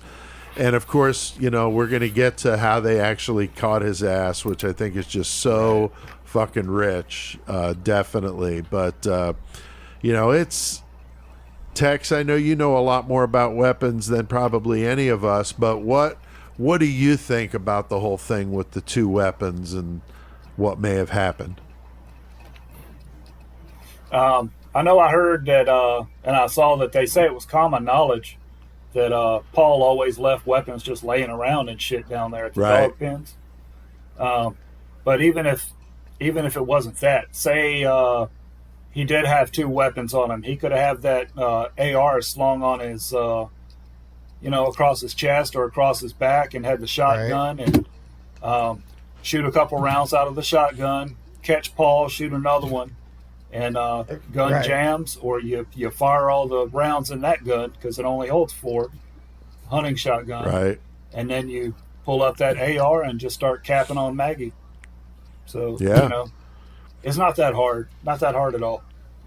I didn't think so either. I mean, I think you could shoot Paul with the shotgun, and even if you had that little golf cart or whatever he was driving, that AR in the golf cart, loaded, ready to rock. I mean, you shoot the shotgun, just set it down on the ground, go get the AR, and start walking toward Maggie as she comes around the corner, running to the gunshot to hear what the fuck or figure out what just happened. And she's no chance, because he shot, and they showed how he moved around like a semicircle around her, just like fucking getting closer and closer, and fucking headshots. I mean, fucking brutal, man. I mean, not at all like some of these shooters that are like from afar. I mean, he was up close and personal with both of those kills. I mean, it was really, really fucked up to think of a guy being able to do that to his wife and son. Wow. I really think it discredits the defense too. That I also don't agree, that the killers would have showed up relying on their weapons, the Murdaugh's weapons. Exactly. Hitmen don't show up unarmed. No, exactly. They're ready to rock. Nope. Even if it's knowledge that they do have the weapons out there, it's not 100% guaranteed. That's a variable, man. No. And they got weapons, so why would you go out there unarmed in the first place? Exactly. That's the last fucking place I'd be going unarmed. God damn, they were loaded to fucking bear. They had that room. I don't know if you saw any of that video. Like, wow. You just got like guns all over the fucking place. Oh, yeah, that's where that is. Like, what the fuck? I mean, like, no, it was a mess. It was a total mess. I mean, holy shit. So I think, it looks like, that we all agree, I think, that it's definitely feasible to shoot with both weapons and kill both of them. That, some of them made it out like it was such a big deal.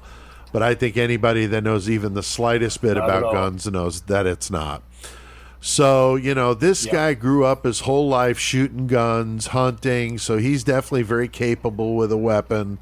So I think, it was done that way to make it look like there were two shooters involved. But Chris, another thing about the outside shooter that I think falls short is when you get into the dogs. I mean, if they're in the kennel, like if there's a stranger coming up on that kennel, dogs are going to be going off. Right. And there was like 6 dogs out there too. Right. And if these weapons are already out there, these dogs are going to alert them. So they're going to be, Maggie and Paul are going to be like, hold on. Right. What the fuck is that all about? They would grab them themselves, like, right. Got to protect my dogs and my property and shit. And like, but the dogs are quiet, fucking. Right.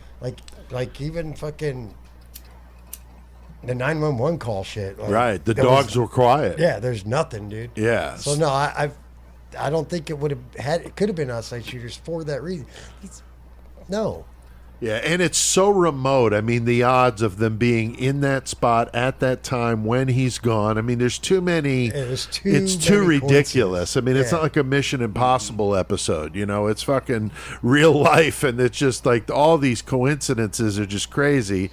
But I think the dogs. They would have been snapping, dude. Yeah, like, and hey, the dogs. Ma, look out behind you. There's something coming, dude. Yeah, and the dogs play an important role in what happens next. So yes, Alex's nail in the coffin is ironically a second Snapchat video that Paul did right before, and I mean a minute or two before the murders. The little detective fucking does this dead end, which is so fucking perfect. I know Paul was a little fucking terrorizer and shit like that, but dude, horns fucking high to Paul for fucking his dad over and fucking putting his ass in the fucking prison cell because Alex did not take his phone. He took Maggie's, but not Paul's. Paul's was left there. It looked like he fucked with the phone, like he tried to open it. But he couldn't. But he couldn't because he didn't know the password, so he set it back down. Which is dumb. Why wouldn't you just take it? I know, for sure. So that's how they wind up. It takes quite a bit to crack this code because they didn't get the code from anybody. Also, Snapchat, dude. You have to know how to do that because Snapchat's that thing. It just like it pops up and then it's gone. It's gone, right? So there's obviously able to retrieve it apparently here, and that's what they fucking do. Because the last thing Paul does with his phone is he takes a video of his friend's dog who had been staying out there because he was having an issue with his tail, I think, and he took a video of the dog for his buddy to see how the dog was doing. And that's the last thing he did before he died.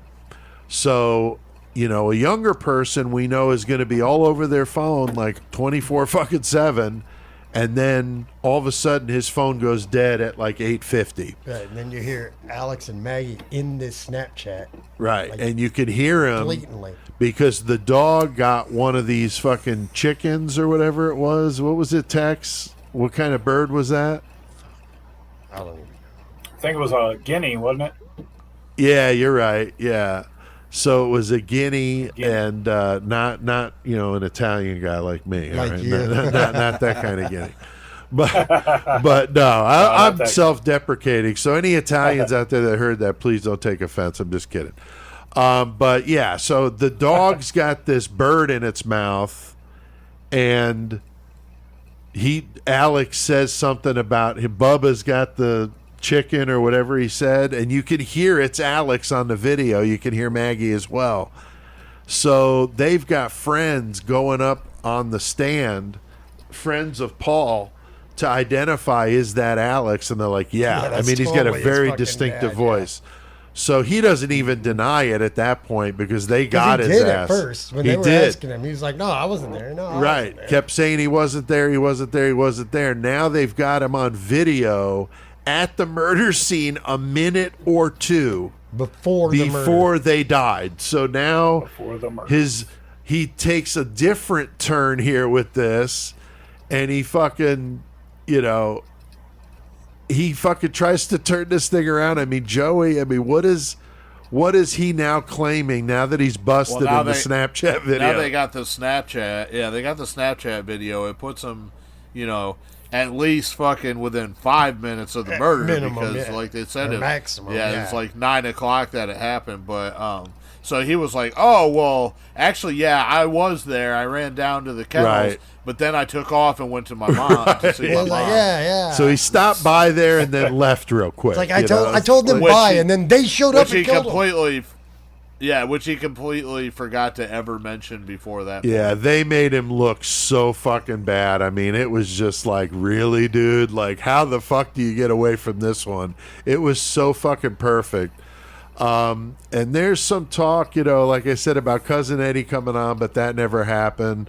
But, they did bring up the roadside incident, though, with him, obviously, to make him look even worse, and how he conspires, And they also wanted to show how easily he could try to use that sympathy as a distraction, like with the murders. So that's kind of like his go-to. And he's definitely tore up, over cross-examination. I mean, they just brutalized this guy. It was fun to watch. I mean, I just love to watch that piece of shit squirm. There's a trial involving drugs I mentioned with Alex and Cousin Eddie, so add that to the list. I mean, like Joey said, we'll probably be doing like 6 brutal rewinds down the road as this thing keeps going. But in an interview I saw after the trial, the jurors said they did not believe a word of what he said, knew he was lying, saw right through his bullshit tears, and he's calling Paw Pawpaw, and he's calling Maggie Mags, and he didn't fucking talk to him like that, but, he's trying to play that whole thing, and they didn't fucking buy it. They saw through the bullshit, and I thought it was refreshing to see a jury that actually did the right thing and fucking nailed this fucking dude. So it was fun to watch. I didn't see all of it, but my wife and I watched a lot of it. There's so many documentaries, news stories, trial stuff, the police interrogation shit. I mean, you can go really deep dive on this one if you want to. But the jury was only out for 3 hours and came back with a guilty verdict on both Maggie and Paul. It was awesome to watch. The judge was fantastic. He was really good. He kept people in line, and when it came to passing the sentence, it was fucking brutal, man. I mean, it's you a piece of shit. Yeah, he really fucking laid into him. Tex, what kind of sentence does he end up getting? He got life without the possibility of parole, which in South Carolina that means exactly what it sounds like. You aren't coming out except in a pine box. And they didn't go for the death penalty. What was that, Tex? Because they just thought that was too big of a hill to climb to get that on a circumstantial I think case. It was the burden of proof. Right. Yeah, exactly. I could see that. I mean, that's a lot more burden of proof, and so that was a smart bet. I mean, to me, life in prison is worse than the death penalty. If you asked me, man, I'd rather do the Chikatilo bit and take a 22 to the back of the head and be done with it. But if that were the case, that's just fucking horrible. But he deserves every fucking minute of it. He'll appeal and appeal and appeal as long as he can. Oh, for sure. I mean, Tex, what's his experience going to be like? Is he going to be in protective custody? You got to think, right? Man, to be honest with you, I mean, he's a Murdaugh, and his family name probably at least carries a little bit of weight with the law community. Right. I think he'll land in a favorable situation with his prison assignment. I didn't see where he ended up, but last I heard, he was in sort of diagnostic unit where they figure out where he's going to ultimately end I think up. They have placed him, but I think they've kept it quiet. I'm sure you could find it, but I'm pretty sure he is where he's supposed to be. Yeah. But I wondered, with him being a lawyer, the whole jailhouse lawyer thing, I mean, that could be a pretty good guy to buddy up with, right? I mean, a guy like that. Right. I mean, that knows. It could be, but with his reputation and his name, maybe not, dude. Yeah. I didn't know if he was going to be holding anybody's pocket or if they were going to keep him pretty safe or what. I don't know. Well, he is kind of pretty. Have you ever dealt with any higher profile inmates, Tex, or have known, like what's that about in your line of work? Yeah, man. At Mountain View, there's Yolanda Saldivar. She's the lady that killed Selena. Oh, that's right. Oh, yeah, yeah. Selena back in the day. And there was the cadet killer. I don't know if y'all remember that. That was a big case down here in Texas. Not offhand. Kind of a love triangle, and then the NASA girlfriend got mad at. Huh? The NASA case, the astronauts. It was no, not. No, I think you're talking. I know which one you're talking about. I think with that was the in diaper Florida. and shit. That's fucking crazy. Yeah. Yes, yeah, that was the diaper. But yeah, I mean, I've been around them and stuff like that. I mean, they're just like any other inmate. They just trying to do their time. Yeah, So, I was just curious. No real sense of entitlement. Yeah, I know my dad dealt with a few, but he kind of doesn't like talking about it. I don't know. It's not that I don't think that it upsets him. He just he's put that chapter of his life is closed, doors locked, boarded up, like not going back there kind of thing. You know, it's weird. For me, this case had several elements that just interest me in true crime. That whole concept of the sleazy piece of shit lawyer that got rich by stealing from his clients. I mean, he was born falling, rich. you know. Yeah, I mean, he's just a piece of shit, you know. The perfect villain. He had it all, and if he was just honest, he could have had a very good life, you know. Yeah. He could have been Batman. He could have been, yes. He just, had to be a fucking, just partying and just running fucking life to the fucking, the tires off the rims and everything. I wonder if he's going to take a plea deal, though, on the financial crimes because he admitted all of it in the murder trial. He didn't deny any of it. So, I mean, I don't know how the fuck he can even defend himself there. So he's even just on the financial shit, he's looking at hundreds of years of time. I mean, it's crazy. Well, he's but never getting out, even if he does get the appeal on the death penalty. Yeah, he's not going or the anywhere. Life penalties, but he's not going to get that. And speaking of that, Tex, what is the difference when you're talking about doing time in a federal prison versus a state prison? I mean, we hear that it's easier in federal, but is that necessarily true? I don't know about it being like easier time, but the statistics seem to skew in favor of federal prisons being like a whole lot safer. Okay. Generally, federal prisons house like sex offenses, drug trafficking, money laundering, identity theft, racketeering, like immigration crime, stuff like that. And I mean, yes, they do have murderers. Say state prison and all more that, but violent crimes. Then? Yeah. Yeah, rape, murder. Yeah, typically, it's more violent inmates. Rape, murder, bank robbery. Huh. You know, interesting. And also, state prisons house them longer, like longer sentences, and usually federal prisons are not as populated as a state prison. So you can keep a little better control over it. Yeah, for sure. That's weird. All right. Yeah, I just wondered. You're certainly the one. But, you talk about brutal. We did our episode on Supermax.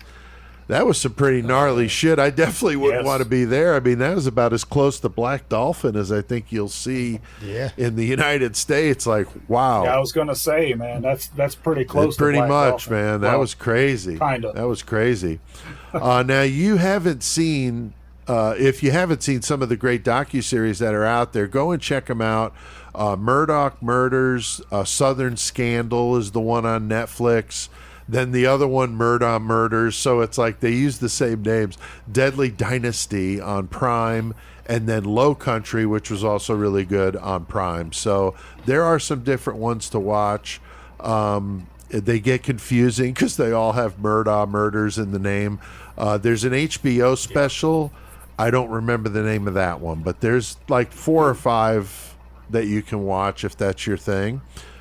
Anything to add to this one, guys? Old Alex Murdaugh. We're at 1 hour and 52 minutes. I thought it was going to be right at about 2 hours, so pretty close. I can always tell by the page number of how many pages the notes are. Right. So we're about a normal episode at 9. So I thought. But anything to add, guys? The only thing is, like, I thought about later. I just figured I'd wait till the fucking anything to add. Was like when the whole getting shot in the head thing, the superficial wound, and he had a flat tire. I saw someplace that, in a couple places though, that he had those run flat tires. So he didn't even necessarily need to change that shit. Right. He could have kept. Yeah, driving. they found an X-Acto knife or a utility knife thrown across on the other side of the course, road. So he got out and slashed it. Right. Yeah. If you got a run flat tire, you could keep on going and get somewhere for at least. I think they run for like 50 miles at least, dude. Right. So like, you can go. You didn't have to stop. Yeah, definitely suspicious for sure. And I think I even saw something where they think that he fell, and that's how he got the wound on his head. So he didn't even shoot the gun. Yeah. Because Cousin Eddie said he never shot a gun. Well, at least fucking Cousin Eddie cleaned the shitter. So yeah, I don't know. Anything else, guys, to add to this one? Yeah, I think this guy definitely is a piece of shit dad. I think, Chris, would you even argue the point? Yeah, definitely. Perfect to start this month off. We got some gnarly dads coming up here. We got next week is going to be wild. We got fucking Ariel Castro, which is going to be fucking brutal. Joey going to Ohio, some Cleveland shit. Coming back to Ohio with some Cleveland shit. So that's going to get nasty. And then after that, we got Lionel Dahmer, which I think is going to be a lot of fun to do one from the other side, yes. you know. Not Jeffrey, his the father parent of a serial killer, which is Joey's great suggestion. And then the last week, we're going to have Tex back again. Can't get enough on fucking Chris Sims, man. That fucking dude. Chris Watts, I'm sorry. Yeah, Chris Watts. Yeah. So yeah, it's gonna be fucking. That's another really bad case. Piece of shit dad, awful, dude. For sure. So we'll have Tex back with us for that. So thanks, Tex, for coming on and doing the special bonus episode with us. Yes, sir. Appreciate it. Hell yeah, dude.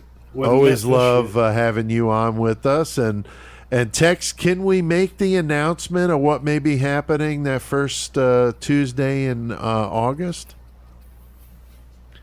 Do it, man. Go ahead. We got the news that Tex is going to be in the area somewhere here in the Midwest on some business, and he's going to make a point to come out here in the studio live with us August 1st. Right? August 1st and do an episode, and we're working out what it is yet. We haven't figured it out, but he's going to be here. It's going to be so cool. Chris, you get to meet Tex. Meet Tex, dude. I haven't seen Tex in, geez, how long has it been, dude? A long time. So 1992. Yeah. So it's been a while. So it's going to be fun, and we're going to talk more about that as we get closer, but that'll be exciting. So had Rebecca in here over the weekend, and now getting Tex in here. We're going to get Shane to get his passport fucking G'd up and get the fuck down here. I got an air mattress, Shane. You could stay right here, man. You could sleep in Horns High if you want. Joey's the only person that's ever lived in Horn. No, I'm just kidding. We always used to joke about that. That's what. Can't get his ass out of the fucking studio. So very cool. Murder Metal Mayhem intro music, of course. Crawl Space by Low 12. Our website, murdermetalmayhem.com, got that web store on there. Got lots of good stuff, so check it out. We got our Facebook group. We got our Horns High Studios Facebook page. We got a Twitter, YouTube channel, which has always got some good content on there. You could join that 666 Club, patreon.com/murdermetalmayhem. Just $3 a month. Go check that shit out, y'all. All kinds of cool perks with the 666 Club. Yeah. And you can also do that on our website. We have that on the web store. You can do the 666 Club that way, and it's actually 25% off. So we're going to see you guys next week. Like I said, Ariel Castro going to be fucked up with the 3 women kept prisoner in his house. Then his one prisoner bears his child, and that's how they get out. I mean, it's fucking wild. It's a good story. It's awful, but it's a good persevere. Triumph type story. So very, very interesting. So another piece of shit dad for you, and it'll be in the usual Murder Metal Mayhem format. Yeah. So this was a unique a one-off bonus type episode. But it was a good one. Hell yeah, very good. Long so, one. Goddamn. So horns high from all of us. Thank you, Tex. Thank you, Tex. Love you, Joey. Thanks everybody for Long listening, horns high, man. baby. We appreciate it. Mother, man.